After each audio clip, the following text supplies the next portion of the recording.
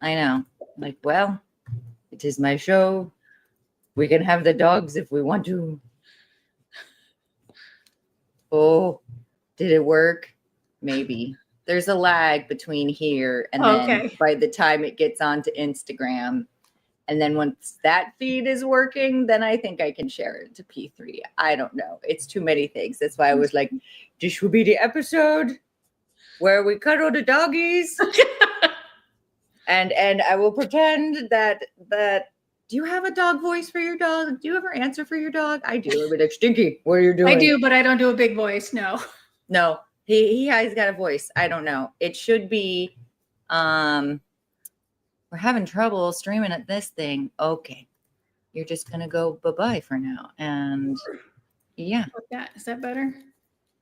Does that feel good? Hey, do the babies. My partner does a voice for him. So he's the one that does all the voices. Oh, yeah. Mm-hmm. Thank you. Okay. I think if I do it this way, maybe. I don't know. So I think I've got Instagram working. Fabulous. And if I do, look, and then I go old school and then I hit the share button. And then now it goes to P3. It's only slightly complicated. It is complicated. But I don't know, ever since, maybe you know more about these things than I do because you're just smarty pants. There's some sort of API thing and Meta didn't want, is not playing with other third-party stream things like streaming. They want to keep it on their own site.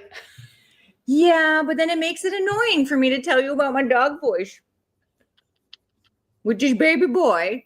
And then, introduce the things. I guess at some point this would be, when I get my act together, we could be professionals and this will be like a professional show. So this will be like fun footage for later where I'd be like, I'd have someone to be able to get all that set up. Instead, we will just watch me and Dianna play with our dogs. Hi, Cherie. Look at my Christmas tree. It's made out of pine cones and it's gold because I can't put a tree anywhere else. I don't know where I would fit it. And Coco says hi. The corgi in the corner there. Also updates in case people care. I finally got my nails done. All the glitter. My glasses for that. Hold on. Do it again. Oh, so pretty. Right. Oh, and then I slammed my finger today. Oh no. In the door. It's just been one of those weeks. It's a lot of like, yay. Thanks.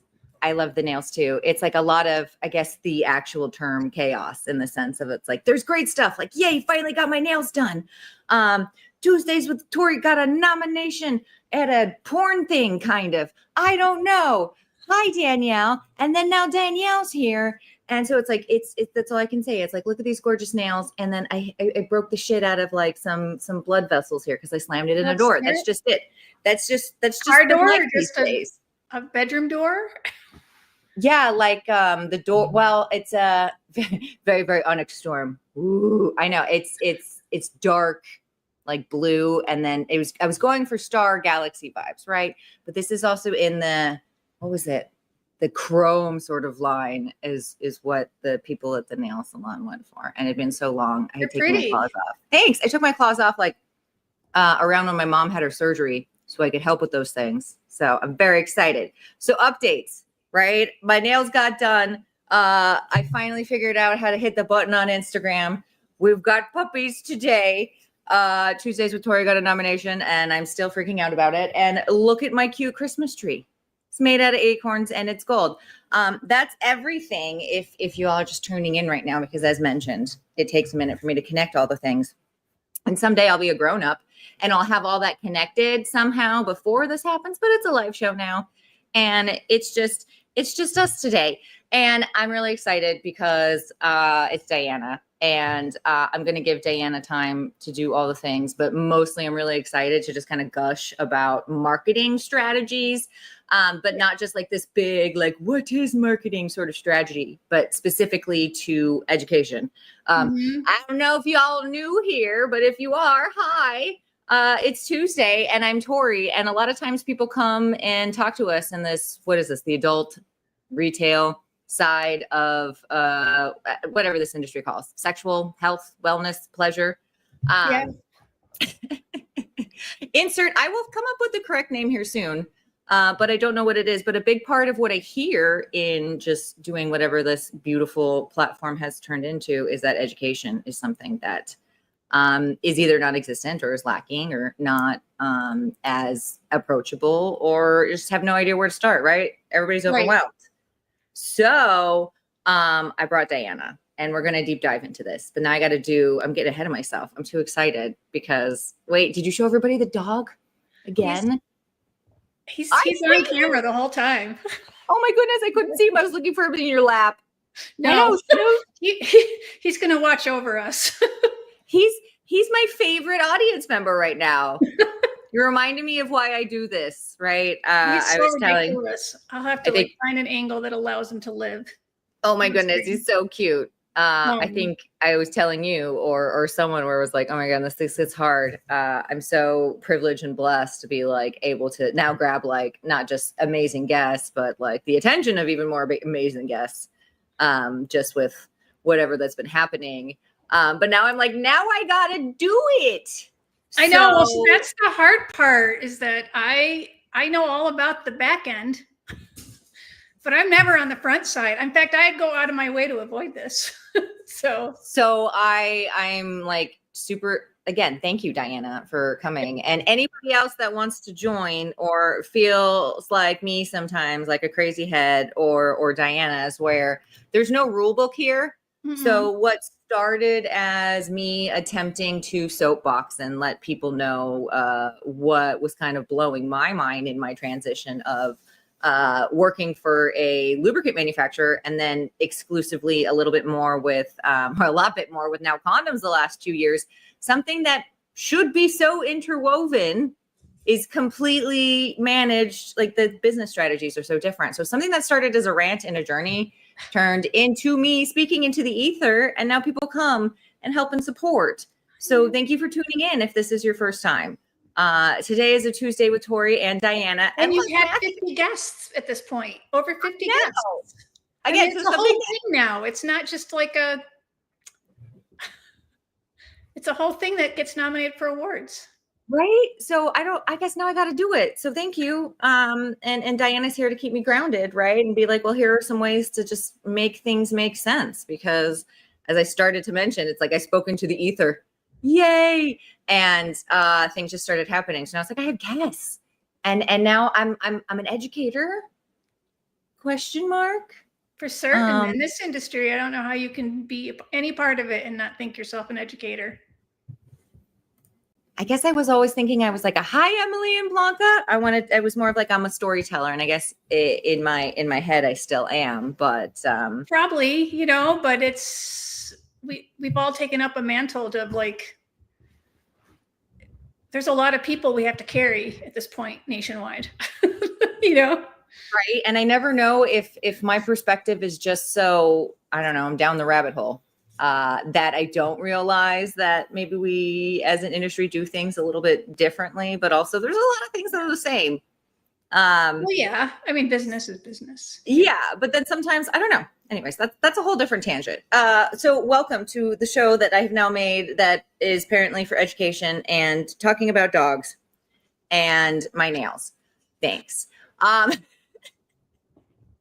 So I roped Dianna into this because now I'm trying to do the things, and she's a seasoned marketing expert. You like, I wrote some fancy things for her. I'll do it. I'll read them here while I hold my fancy dog. Yeah. Wait, and the wine. Nom, nom, nom. Right, we'll do the seasoned marketing expert who spent years helping individuals and organizations navigate all the complexities of modern marketing with what we have to deal with in this intimate space. So what's great is she's got all this corporate strategy, curriculum development, as well as a lot of hands-on training, so that Dianna's here to bring this huge wealth of knowledge to just kind of spark that creativity, right? I know a lot of people are always like, but how are you do it? Or I need the formula. And that's where it's like, I don't know, go down the hall of any sort of business or marketing bookstore. That's how you get it started, right? Like it's so simple, but not. So, Dianna, I'm gonna give you some time to do your, like, hey, I'm Dianna. These are the things I do, and these are my expertise, and just like, how the hell did you get here? Oh God, how I got here. Marketing education, I think I definitely found my way into it.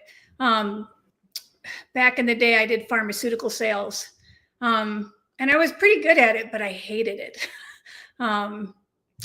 But eventually, I did well enough that I got promoted, and I started doing more education.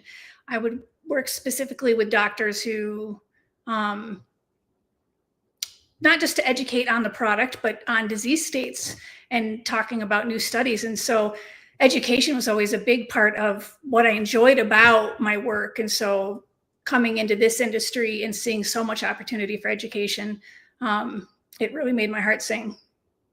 And when we're talking marketing education, we're not, what's really cool, I'm just clarifying for the audience and for our discussion, Dianna, is we're not talking run of the mill, just like marketing, right? Or copy or something like that is some sort of like, no, we're talking specifically marketing education as it pertains to the adult kind of B2B side, which doesn't mean just product training, I guess is what I want to make clear, right? The way that you sell something and the way that you market it, even though it's the same thing, it speaks to different people. It's not the same thing. It's like saying features and benefits are the same thing. So see, there you go. A lot of people would, kind of perceive, well, what's the difference between a feature and a benefit, right? Exactly. So like, that question is everything to do with education. Right? See? Yeah. So let me kind of just remind the audience here that we're talking in regards to marketing education. So it's going to kind of have all these things together, but not necessarily be as, what do you want to call it, like carbon copy of whatever traditional advertising you might see in a commercial or on, I don't know, whatever website you're scrolling that you read your news on or what have you, right? That we're not talking marketing education in that sense, because as I know you started to mention, not only do a lot of us in this industry have two hats, right? You're doing sales and marketing, or you're doing data analysis and order entry, whatever it is. I kind of just wanted to give you some more time with that lens, as far as like, what even sparked the passion and how different, like, what are the fundamental differences that you want to make sure people are kind of turning around in their brain between marketing education and how is that even a thing, even though it's such an important thing? Everybody I've talked to on the show, like, we should go back someday if I had time. It all comes down to education. It all comes down to education. These days, Tori, the retrospective. Oh my goodness, that would be fun. Except I'm already sick of like talking about myself and like doing the clips I've already done. This is why people have to have assistants. That's a different tangent. Okay, your tangent first. Right? Everybody comes. I hear a lot of people say the exact words of, well, it just comes down to education. Tell me a little bit about your opinion on, just marketing education over the years and how it's evolving and how it has had to evolve. Well, the internet helped a lot. There was a long time ago, you'd have a question, you're like, I wonder, and you would never know the answer unless you like ran into a library. You would never know. And then the internet was available, and suddenly the world is at your fingertips if you just know how to ask a question, Well, right. Not even the internet anymore. I remember back in the day with the dial-up, it was, you had to Google keywords. Yeah. And then check to see what page was what. Now I can just literally like grunt or hum into Google, and it's like, oh, did you mean this? It's kind of crazy. Yeah. But we don't want to get into that, or it'll really scare people. Okay, not the scaring episode, just right. We're talking in less than 50 years. Well, this is how quickly things have changed. If you look at education, so you've got people who are looking for answers. They have questions. And then, you know, these answers come up, and then the answers that seem to like make most sense and the people go back to and refer to other friends, Google starts saying, yeah, that's like a good source of information. So what's happening is there's a narrative happening, and there wasn't a narrative happening outside of this industry years ago. It was just internal, you know, it was the people who go to read, the people who work at stores, people who are manufacturers.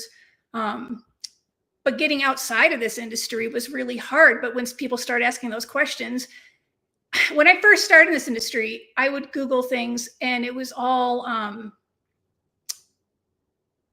I don't want to say, they were cam girls. All the answers were cam girls that were pleasure related. And they're obviously very hardworking. It's a viable role. I'm not questioning whether that's a real job or anything. Of course it is. They're making great money at it, and they know what they're doing. But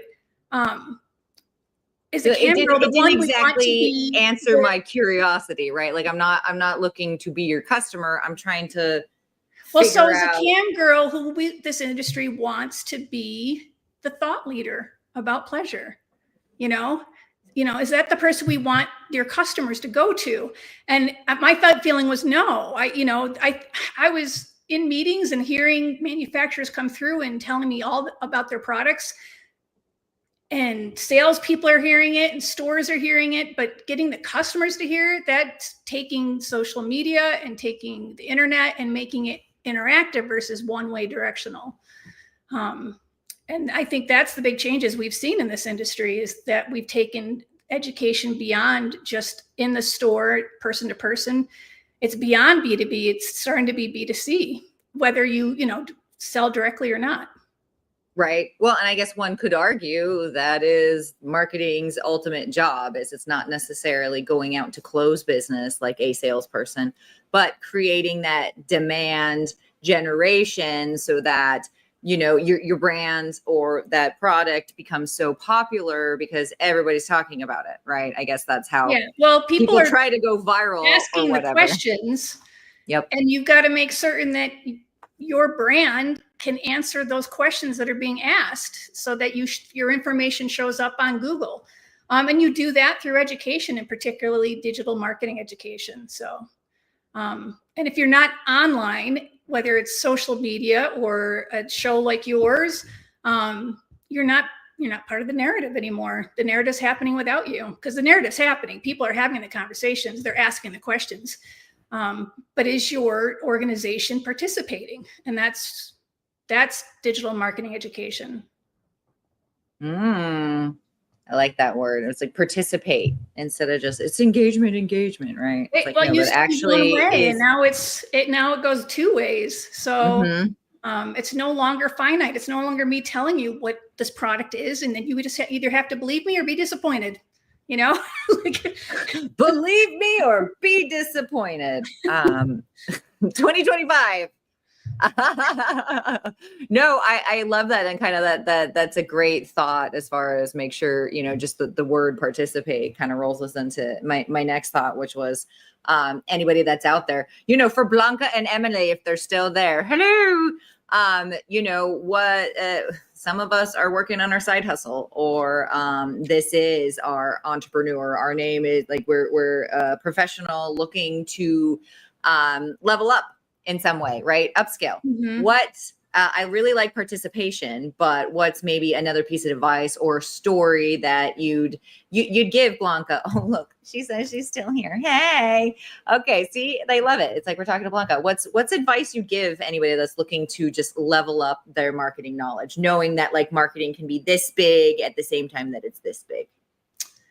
I would say more than anything in this industry, specifically this industry, it's about trust building. Whether you're doing a show like this, or whether you're in someone's store, or whether they're in your boardroom, it's trust building. You can't just, I always found it really curious, it's unlike widgets. These are intimate products. Oh, widget is anything, right? I know, these are intimate products, and we're talking about them theoretically. We're talking about them abstractly. And yet there's a certain intimacy. So where's that line? How do you build trust in something that is generally very vulnerable for most people, even though it is just a product? It's not a widget, you know? No, that was a big kind of just aha moment I had a couple years ago where traditionally I had been, maybe selling lotions and potions, and it was much more figured out for you. So I would use sort of a testimony or my opinion because I had used said product. Right. And that was part of my sales spiel, but kind of in just a different lens in the last few years for me has been, well, not everything in this store is going to be for you, and that's okay. Right. But you shouldn't have to or need to only rely on your personal experience. Because again, where's the line? We have the education, the people are coming to us. We want to do the right thing, but also you need to protect yourself. And unfortunately, I've heard but other also the stories customer, out there. honestly, also the customer, because they shouldn't be in that close of there shouldn't be personal intimacy between the two of you. This is a professional business. So I think it comes down to just like if you were to attend at a kink event, to create a good container, you have to talk about boundaries and consent. And I think the same thing happens in education in this industry, whether, again, it's personal or digital or even just in your educating yourself on how to market it, period. Not just, hi, this is, you can't, we were talking about features and benefits differently. And it's like, again, you can't talk to me as a buyer the same way that you're going to talk to me as a retail associate, the same way that associate is going to speak to the person walking into the door. But you need to be aware of all of those aspects. Mm-hmm. So it's again, why we were laughing. I think, what was it back in June, where it was like, how is it? Everything is so simple and so difficult at the same time. Did you just see that? Did you see how it was like, oh, well, marketing is A, B, and C, but also as you get into it, it's like this, right? So I get it. It's not easy. Specifically because of the products we sell. We're trying to sell experiences. We're not just selling something that's the siding on the side of your house. You're like, yeah. No, there's no like inspection. These are personal items. And so how do you build trust on a dime? How do you establish yourself if you're a retail store? How do you engender trust? How do you show consent and boundaries so that you can model the behavior that you want to see in the world? And so I think those priorities really make the difference in the kind of education I do. I had the pleasure of taking, and I didn't get to finish all the things because time, who has the time? But Ann Hottership, she was doing one of her communications classes for, it was just last year. And one of her classes, she was talking about one of the things you need to do as even just a speaker or anybody in public health, which I thought it's a great thing to translate into the sales floor, is you can show up and just automatically talk about your rules and boundaries before you even get into it. And I was like, oh my goodness, that's happened to me a lot. And I didn't realize it. Case in point, how many, maybe not everybody here, but Tori is sometimes a nerd and I'll watch some speakers, right? Or PowerPoint presentations. And there's usually a slide, or the first thing that somebody is talking about is like, okay, well, before we get into it, here are the rules, right? Like we're going to clap at the end, or we're going to do something like that. Exactly. Like, absolutely, you can do that on the sales floor, but this is part of marketing education, like realizing there's another way to look at it or approach it. Mm-hmm. And I think if we think about it through the sexual health lens and we understand what works to make people feel safe, it comes down to consent and boundaries. So the more we can apply that to the way we engage with each other professionally, I think that'll make a difference in how we can talk about our products and how we can educate the consumer and educate the retailer and educate, down the whole line so that everybody has a better sense of what's healthy. I love that. It's not just, it's a seed, right? It's the flower of education. But again, you can't talk to everybody the same way. I can't come at you as a buyer and just tell you, oh my God, this was my favorite toy. you're like, cool, I can't report that to my boss. I need to know how much money we're going to make. And how am I going to keep the lights on and put like, food on people's table.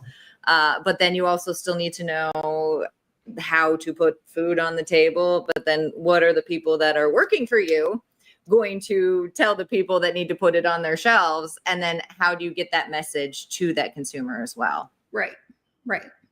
Well, and so education, it's, so anything that I've done, and I set the container, we talk about rules, expectations, boundaries, and that allows the people who are in the container to be more vulnerable. And I think that is how to really push education in this industry. I don't know if you got a chance because I was talking a lot, but Blanca says our name is our resume, and she suggested that, like, branding yourself and not just your company or your product or your brand. And I would think, again, this is the fun conversation. Maybe I only have too much in my head, but I like to kind of figure out where the line of sales and marketing is, because, right, you can't market anything if you're not selling it, and you can't sell anything if you're not marketing it. What's a handshake? Right? It's like, who's on first? One's opening the door, one's opening the door, and the other one's walking through. I mean, it's a cooperative effect. If it's not working well. So right. So in the same way that a lot of times the road warriors of our industry, it's absolutely your as someone who unfortunately found herself needing to get employment within 2 weeks stat. Had no idea how important it wasn't necessarily who I knew, but who knew me. Right. So right. I get how that's very important, but if this wasn't a sales and marketing sort of education role, would that be as important? Again, I don't know the answer because I think I'm too far down the rabbit hole, but Blanca has a point coming out here, and just, you can't, what am I trying to say here? Right. Like, the product is, our reputations precede us. There you go. Like, I mean, you can't just be the product, because you can't, because again, it's not citing. And humans, and we're trying to convince people to go down that rabbit hole with us. And humans don't want to just connect with bottles or rubber or whatever. I think traditionally they connect with said product because it invokes whatever emotion. Marketing is emotional. So I'm so good at it. And that's just something I keep trying to remind myself. I don't even know if you remember telling me this, but at one point I'm paraphrasing in my funny head, but you were like, well, but you still have to put yourself out there and make whatever, right? Because you don't know, you're not in control of how the world is going to perceive that, right? You're basically just like, that's creative. That's part of a two-way dialogue.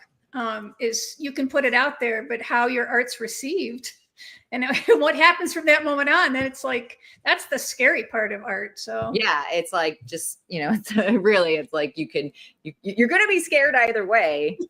Like, basically choose your hard, right? No, it's a long time ago when I was getting divorced. That's what a friend said to me. She goes, if it scares you, do it. So, like me getting ready to She's never been wrong. You don't regret the things that are scary. You regret the things that are safe. Except maybe jumping out of an airplane. I still think I would regret it if I did it. I don't think my body can take that sort of, like. I can't even handle a roller coaster. So there's only so much adrenaline my body can deal with. Right. I was like, but yes, in the sense of take a chance, have an edgy marketing kind of scheme, right? You don't, I joke also in my head, like, well, hey, if it doesn't work, at least you have a benchmark, right? You have something to say, we're going to do better than that. Which, I mean, that's the thing about pleasure products. It's already edgy. You don't even have to be edgy. I don't know. I wish condoms were a little bit edgier. I know, right? maybe again, different episode, right? What's kind of your other favorite misconception about just marketing and marketing education, and how do you tell people to overcome it, right? Because now I'm asking for me, as now I told you I'm two in my head and now I got to do this stuff, but I'm also sick of me. How am I like, how do you overcome the things you want once you get the things that you want and the momentum starts happening? Like, how do you know you've hit the, how do you know? I see a lot of people not utilize their social media because they're afraid. Because there's a stigma to what they're doing, which is also messed up. Yeah. So I would say start small and be brave, you know? Start small, be brave. I mean, honestly, because if it works, then you keep going forward. And if it doesn't work, then you at least know where to go back. I guess my anxiety brain is like, how will I know if like, what's the linchpin? When do I give up? When do I surrender? Or do I never give up and I never surrender? Are you enjoying it? If you're not enjoying it, it's a good time to let go. Yeah. Well. And that applies to, you know, personal or professional intimacy. So. Life lessons by Dianna. You're not wrong, right? And then that's I mean it applies both ways. So yeah, like the end of it is it's like the moment it's like, okay, cool, everybody has to work. I get that. We have to be responsible, blah, blah, blah. Mm-hmm. But when it's not servicing you, then you don't do it anymore. No, and then it's a good time to let go. One, it'll bring in something better, hopefully. It gives space for something better in your life to come. But mostly because if it's just not feeling good, it's not feeling good, then why are we doing it, you know? Right. But it's not our fault, guys. I've been told this is what your brain does. I could grab the books for reference later if anybody wants, but this is what your brain does, especially a fun, lots of colors, a neurodivergent brain like mine does is typically there's a formula. And so your body and your mind especially would rather insert said scary formula as like the worst case but that's just the worst case your brain knows. And that doesn't even mean that that's what's going to happen. And it doesn't even mean that you're planning for a worst case. It could be even worse, or it could be so grand and nothing like you were thinking in your head. It's just, you know, our body wants us to run away from saber-toothed tigers, I guess. And now we just have to stress out about per my last email or whatever. The corporate jungle. Gotta read. Hold on. Oh, okay. I can read from the Miss Blanca Shiny Pants. Social media is where I feel safe as being my goofy self because I don't see the eyes staring back at me. Right. I can get that. Except then now I'm like trying to edit and do shit. But yeah, right. It's almost easier to just like do it and run away. Right. I'm the number one person that will spin, especially at like trade shows. I'm always like, oh my God, should I have not said that? Oh, or did I make somebody mad? And I don't know the answer, but yes, I can see this is one part of why social media is so addicting is because you can get validation for the sliver that you want to show somebody, right? I validate you, Blanca, and your posts make me smile. So keep them coming. There's a whole part of belonging that happens with social media that people feel like they find, you know, they're people that they belong with. And you don't just have to stick with what you've been taught your whole life. Social media has really opened up the possibilities. And so I think that's why I love social media and digital education so much is that people who aren't going to look for the basics are going to find information because they're searching for it. You know, they're going to find the people they belong to. They're going to find the ideas they belong to. As long as we're all talking about it and putting it out there, because if we're not, then there's a less chance of people finding us. See, and then sneaky reason why I still do this show, because then I have a fun conversation, even though it was a week. I have a fun conversation with my friend Dianna here, and she reminds me why we do the things that we do, right? We're not dead yet. And, you know, for me, if I can just spark one thing for one person, right? The whole concept of you know, I want to be somebody that I would have wanted to hang out with when I first started in the industry 10 years ago.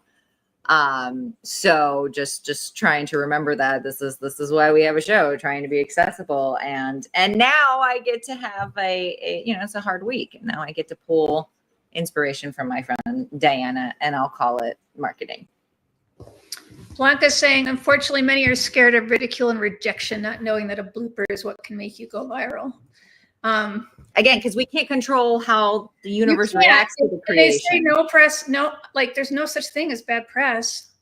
You just got to be able to suffer through it, I guess. Yeah, and like having the balls to deal with bad press, that is a skill. It is. In its own. It is, and there's a certain amount of vulnerability that you have to be open to. But vulnerability is where we build trust. And again, if that's like what we're trying to do in this industry, we kind of do have to put ourselves in these awkward, compromising public positions to talk about what we do. You know, I guess, and again, sometimes I'm thinking, well, if I didn't do it, who would? Right? So, you know, I know at some point someone will be filling my role, but also it's like, obviously, I can get someone like Dianna to come and have a chit chat with me, and we'll stream it live because somehow this is working for somebody. So that one somebody is Dianna and maybe Blanca today. Because now look, it's like we get to catch up, and I'll pretend it's marketing and hold the puppies. Okay, so Blanca says, plus we forget that our target customers audience is a social media generation. Yep, they live on the gram or the TikTok. And if you don't have like a face, it doesn't have to necessarily be a person face, but you can't, again, when we were talking about how you market to different types of audiences, and you might even consider them the same audience, and they are and they aren't. I'm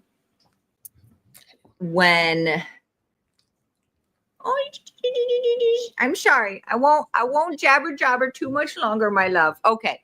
My point was, we'll just rewind and freeze here for a minute. Sorry. You still have to be approachable. So whether or not you're like on the gram or the TikTok, if you don't have someone that is not just your product, or something that's not just your product, then it's like no one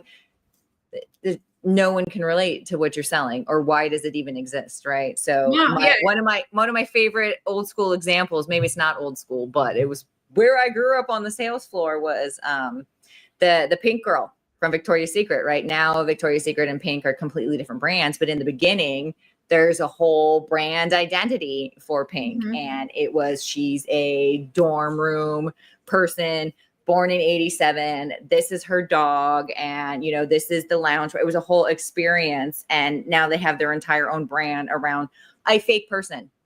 It was just who are you trying to, whatever, manifest or be when you're selling said stuff. So if you don't have any sort of story or approachability, why is anybody going to care? Period. Well, like, and why that one versus some other one? You know, because there's so many options nowadays. Oh, look at that. Okay, wait. This is a serious show. No, there's just so many options out there nowadays, even outside of our industry. You know, so you've got to put a story with it. You've got to put a face with it. You've got to put a narrative. You've got to start participating in the conversations people are having about these products. Otherwise, you're outside of that narrative, and then they're using other products. And then, yeah, exactly. How is anybody going to know you exist? Yeah. In my head, right? If the world thinks that prostitute was the first and the longest, job out there, so to speak, right? Mm-hmm. They say it's the oldest profession. I'm like, then that means the second oldest profession is merchant. So, right, salesperson and or marketer, merchant. Yeah, so again, it's like how even if I didn't have any social media, how's anybody going to know that, I'm over there grinding my little witchy potions if I don't tell them I have them? Right. No, it's being visible, and it's hard to be visible. It's vulnerable. It's very vulnerable to be visible. Like I said, I'd rather be behind the scenes producing this type of show than being we got no producers. So welcome. No, but I hear you. And for anybody else out there that is struggling with being brave and putting themselves out there, not saying that is what you're doing, but that is what I am doing constantly. Trying to do things that I'm not comfortable in. This being one of them. hey, come on the show and we can jimmy it all out together, because we're still all in this together, no matter what the world is saying. You've totally grown from the very first episodes. I mean, I hope you've seen it, because it's visible from where I sit. I mean, this show has grown, it's in the beginning, it was like I wasn't saying what it was, but it's grown, and you've grown as definitely as a marketer and a salesperson. Well, and I guess thanks for being on the journey, right? Like, yes, yeah. I had to go back and count. I've done over 50 episodes, but the first episode, if I'm counting it, was like, I had just a bee in my bonnet, and I was like, do you guys know that we have these condom inflators? And then, do you know that latex is not your only option? But also, do you know that none of these are made in China? So we need to stop thinking that way. And I know people don't realize that they think that way off the top of their head, right? Without knowing it. I didn't know anything about condoms before you got in the scene, man. Right. Except what, Planned Parenthood taught me back in the day. It's like, and so now I think it's just because we're, even though condoms are such an essential part of any part of sexual health and pleasure, right? They're not mutually exclusive, people. But their businesses and their marketing strategies are completely run differently, because they've had, 50 more years minimum in this kind of business space. Mm-hmm. So I don't know, it's been interesting. Thanks for coming on the ride, guys. That's been Tuesdays with Tori. It was like, I thought I knew some things. I don't know anything. I'm still learning, like the fact that skin has the intellectual property for that polyisoprene. I know. Right? It's wild. So freaking smart, but like, it's not just out there. Or I know my favorite thing I told you was like, there's a standard, there's an industry standard for condom, like thickness or thinness, however you want to think about it. It's like, oh my God, nobody knows. But like, I, at least as a whatever cosmetic person back in the day, or, a beauty person, I know kind of like the good, better, best of moisturizers. That's talked about all the time. Why are we not talking about the good, better, best of latex? Back when I first started as a pharmaceutical rep, I was on a road trip with a bunch of friends, and they were asking me about what kind of products I sold. And at the time I did birth control. And I was talking about the differences between the different birth controls that I sold, but also in the market. And everybody in the car was like, and these are all like 22, 23, 24-year-olds. And everybody was like, I thought there was just the pill. Like the one, like just the one, right?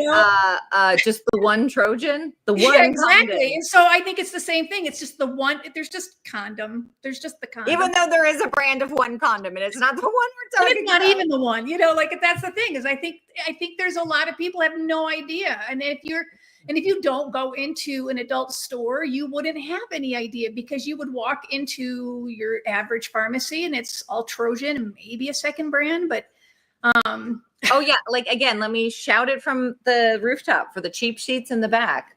You're not competing with Walmart and CVS. They literally only carry 3 SKUs. They have the same thing, just in every other size. You can use their name and their marketing and their demand generation to get people into your store, and then keep coming back because you have the better condoms. You should be a loss leader to get your people into the store, so you can educate them about all the other kinds of condoms there are. Commodities are important. They're so important for your portfolio of sales. Mm-hmm. Period. Yeah. Oh, look, he's finally sick of me. Anyways, that was a fun tangent. Yeah. I hope that clip comes out as I'm trying to like post things. It's hard. Again, it's hard to do, but also, I still have to sell the things, and we all have the 9-to-5s, and it's December 10th. I feel like we just had Thanksgiving, and now we have pineapple Christmas trees. So it's been a year. It's been a year, folks. I'm just going to say it. It's been a year already for you? Like, I don't know. How has it been? 2 years, yay, that I've been at Paradise now, but also 2 months. I know, it just blinks right? Like I'm still not sure how that's all connecting, but we're working on it. I've just decided we're going to keep going. Pluto shifted or some stuff. The cardinal signs are going to be fine. So, I just gotta keep moving forward and just take the energy, because I can't. the roller coaster life has been. Yep. It has been, and I don't think it's going to stop anytime soon. I think we're on it. I think we're on it for a bit. I really do. But like Chris K's article, I loved Chris K's article. I did. I had to text him and be like, thank you for putting yourself out there. Yeah, things are shifting. Things are shifting. And so how are we going to adapt, and how are we going to adjust, and how, we can't lament what was, or we're just. Yeah, unfortunately, it's like you can't go back. You really can't. No. Right? So you might as well. Only in your fantasies. Mercury is enjoying reverse cowgirl a bit too much. Oh, girl, I don't even want to. We can't even bring Mercury or what? Who's the other fucker right now? Besides, is it Saturn or Jupiter? Someone's making Mars upset. It's going to be bad, is what Instagram tells me. Yeah. It's a ride. I like to blame the universe. We are on a ride. I think for certain. I think this industry's on a ride for certain. So, I think it's been interesting from my side of the desk to hear a lot of like, this industry is recession proof, to find out this industry is not recession proof. And I don't mean that in such a, like, it's been really hard. And I know people have lost their jobs and I'm not trying to like poke at that. That's really hard. But also it's been interesting for me to kind of watch and learn how business gurus and entrepreneurs, the big brains, how are you going to get yourself out of this? How are you going to reinvent? How are we going to adapt? Right? I'm not that. I'm just Tori over here hoping to learn, and I will maybe comment. But I think, I wasn't around in the big shift when I had that episode, I think in June with Chris, where we kind of talked about the same things. The shift from most of the retail space was dedicated to videos, DVDs. And now it's like over 40%, if not 50% of most stores are dedicated to toys, whether it be battery, electric, or otherwise. So I'm sure that was a crazy shift, and people, new things came out of it. But or even back in the day when they had all the arcades, like it was the only place you could go to buy a product, and I can't even imagine that as a woman being like, sure, like, let's go walk right in there, and so I think this industry's had to do a lot of change, but this is the first big one I've seen in my time here. So, I'm just going to be here for the ride. Again, speaking into the ether, if you guys would like to comment, or also, soapbox, or you need me to go on a research tangent, like, I'll be like, Diana, how do we feel about this? We'll figure it out. It'll be great. Megan. Yes, it is a never ending story. The never ending story. Also, I need to get you on the show. And then we have a Blanca. The industry is just shifting and shaking, and we all need to roll with it and see what angle we need to take and make sure to stay afloat. I hear you, Blanca. Couldn't have said it better. My problem right now is like listening to myself.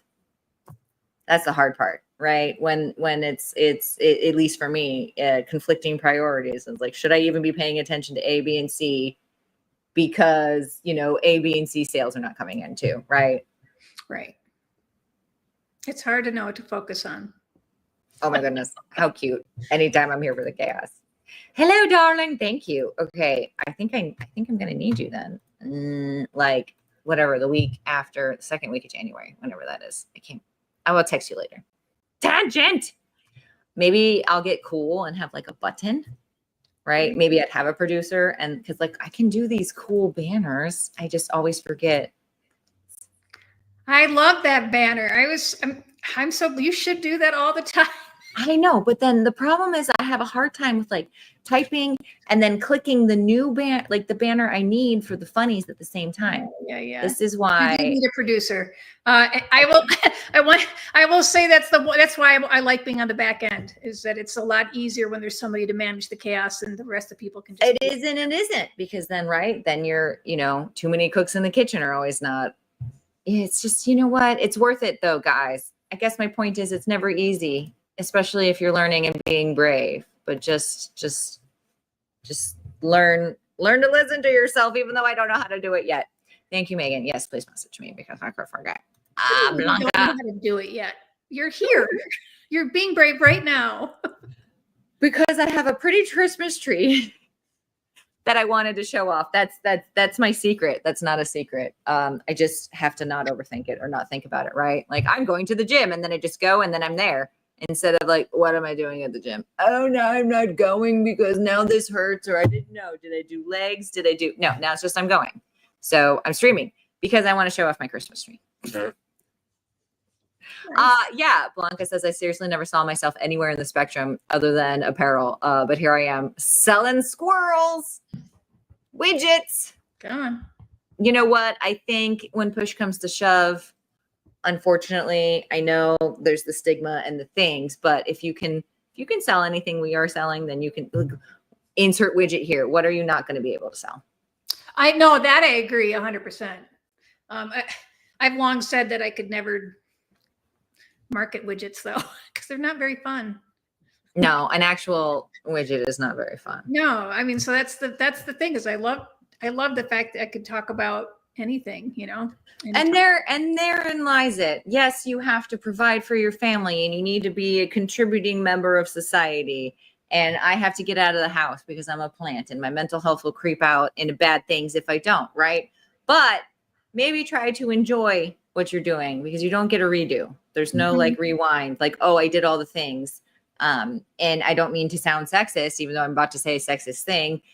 In my experience, it happens a lot with women because a lot of women, have been raised to be a bit more performative.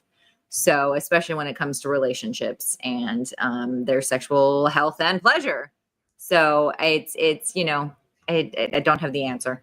I'm stuck in this vortex too, but we're here for you. If you also want to comment, people out there in the world, it's been a lot, but there's been a shift and everyone's always been talking about this, like, oh, the porn industry is going into wellness. And that's been happening for at least the last 15 years. Yeah. So here we are on this precipice of, is it pleasure or is it wellness? I don't think it has to be one or the other. It's two mints in one. Right? I was like, I don't think it has to be one or the other. I think it's one wrapped in another. I think there's a lot of, I think if you just think about the products as titillating, we have our audience. But if you start thinking of it as wellness, the audience grows much bigger because not everybody wants the titillating, but everybody wants the healthy pleasure and pleasure health. It's a much bigger market. So it depends on how big of a market you're going after. If you only need a couple dollars, you're going to stick with the titillating. Right. Blanca says, hey, my dad seriously told people I showed my undies for a living. And yesterday he was bragging that I sell vibrating bananas. You know what? Again, you're making money. That's the American dream, right? Why can't we have both? Blanca, we can have both. We can have the titillation and the wellness. I guess that's like my point is it's like it's so interwoven, even condoms and lube, they're freaking married, even though they're probably polyamorous at this point. You can't have condoms and not lube and condoms, lube, condoms, but they're still talking on different planes right now. Right. And their businesses are completely different conversations. Agreed, because there's lots of people who feel like they don't need lubrication and lots of people who don't make themselves available to condoms. And they're not necessarily the same people, they're two whole groups of people, not, understand. Right? They're the same people, but they're different audience, right? You got to talk to them differently. If you're going to get those people to buy in, you need to be able to understand what it is what is the problem that you're solving. Yeah. That's always my number one question when I do education is what problems are we trying to solve? That's what we're educating on. That is, the product vibrates, but the benefit of it is it gives pleasure. Yep. And so feature benefit. So what problems are we trying to solve? And if a company can't tell me that, it makes it very hard for me to do my job to talk about how we can promote them and how education can serve them. If you don't have a market, then why do you have a brand? Like, why do you have a product? Right. That's like 101. So, I mean, maybe some people are, super famous and can go out there with just their face or their butt. They're not all Kardashians. That's their product. But I got to do it different. Yeah. So here we are. Okay. this has been, oh my God, it's been like 54 minutes already. I thought it was like 40. I have to go pick up my kids soon. Before we wrap up, you see what I did there? So we got you covered with the condoms. This is the Dianna time to shine. Do you have any projects, other courses, initiatives, like anything, wise words of wisdom, or just fun things you want to leave anybody with here today? Just that I'm available for hires. So if you have marketing needs, please think of me. That would be wonderful. Where can people get a hold of you? Or we'll do a comment later if you want to send out an email, because I didn't make a banner. Yeah, no, that's okay. You can connect with me right on Facebook. And if you're not on social media, then I don't know how we'll connect. Maybe you'll know somebody. We just had a whole show on some social media talking about the importance of social media. Yeah. So hopefully you have a social media. Otherwise, we also take handwritten notes. Yeah. I would say, the big thing we can think about is letting go of our expectations about the way it's supposed to be. And if we can let go of those expectations and be, I don't want to say flexible about our thoughts and beliefs. Open, maybe? Is that I think the word? Open is the way to think about it. There is no end to the growth that's possible when you let go of the have-tos and the shoulds and the ought-tos. The shoulda, coulda, wouldas. They're very heavy. Yeah. Very heavy. So. Well, just in case you missed it, Blanca says she wants to schedule coffee or lunch with you next week because she's home. And Matthew is apparently renting you because he says you're for rent. Professional purposes only. I'll let you and Matthew take that out. Okay. That's not what we do at this show here. Okay. But I do have to do the closings, and I need to work on the ramblings and go get my children. But Dianna, thank you so much for coming. Thank you. And letting me pick your brain. Your wisdom is just, thank you for shining a light. And I hope that somebody also had some aha moments or any sparks, because that's what we're here for. And Matthew says he'll absolutely figure out whatever it is you guys got to do. To everyone tuning in, you missed it. You did. You can always catch the reruns. You're gone. Bye-bye. Right? It's a sneaky cool thing that you got to go do. Yes. Matthew, I have to go feed my strays because the government said so. But once this is done, the things go get reposted if you missed it, right? If you're just turning in for this fun banter. Because there's banter at the beginning about our dogs. So you can catch the replays. There's a YouTube link, and it's just at Tuesdays with Tori on the YouTube, or you can come back here on this P3 page, which most of us are on. And then maybe someday I'll have a website, but right now just go to YouTube because that's what people do anyways. And thank you. This thing just keeps growing. So if anybody wants to come and chat or comment or both, or has a topic, or just wants to sit here and be brave, and we'll make a panel, we would love it. Do the DMs. My Instagram is @ToriTia. Did I make a banner? Maybe that one. No. See, I didn't even make my own freaking banners. What am I doing here? This is, oh, look at that. Nice. And then here's my beautiful at YouTube. So the things are there, and I'm learning a lot about SEO myself, right? In my free time, just trying to post these things. So we're getting there, guys. But if you need anything, reach out. We're coming up to the end of the year. So at least for me, I get into at least what I call my winter hibernation, where I get very reflective and how do I want to handle things for the next year? So, just give us a holler, because guess what? We've got you covered. Thanks. See what I did there? I make jokes. Because condoms could be funny. Because they could be funny and jokes. Sexy. Who knows? Oh, thank you so much, Scott. Thanks for tuning in. And until next time, we'll see you next Tuesday. Bye.